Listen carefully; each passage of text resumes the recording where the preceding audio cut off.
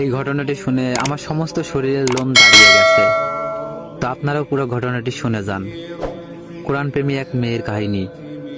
একটা মেয়ে ছিল, সে পবিত্র কোরআন পড়তে খুব ভালোবাসতো। সময় পেলেই কোরআন তেলাওয়াত করত।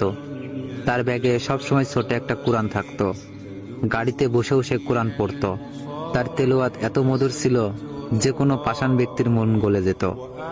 রাতে যখন ঘুম ভাঙতো তখনই সে কোরআন পড়তে শুরু করত। একদিন মেয়েটি মারা যায়। মা তার আদরের মেয়েকে হারিয়ে প্রায় পাগলের মতো হয়ে যায়। একদিন রাতে মা তার মেয়ের স্বপ্ন দেখে ঘুম ভেঙে যায়। হঠাৎ তার মা তার মেয়ের রুম থেকে কান্নার আওয়াজ শুনতে পায়। তিনি ভয়ে সেই দিন ওই ঘরে যাননি। পরের দিন সকালে তার বাবাকে জানান, কিন্তু সে বিশ্বাস করে না। পরের দিন রাতে তার মা আবার সেই কান্নার আওয়াজ শুনতে পায়। তারপর তার বাবাকে বলে, বাবাও শুনে সেও ভয় পেয়ে যায়। তারপর সকালে এই ঘটনা মসজিদের ইমাম সাহেবকে বলে। তারপর ইমাম সাহেব এই ঘটনা যাচাই করার জন্য ওই মেয়ের বাসায় এক রাত থাকে।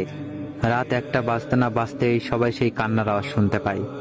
মনে হচ্ছিল অনেকে মিলে কান্না করতেছে। তখন ইমাম সাহেবও কেঁদে ফেলেন আর বলেন, এটা ফেরেশতাদের কান্নার আওয়াজ।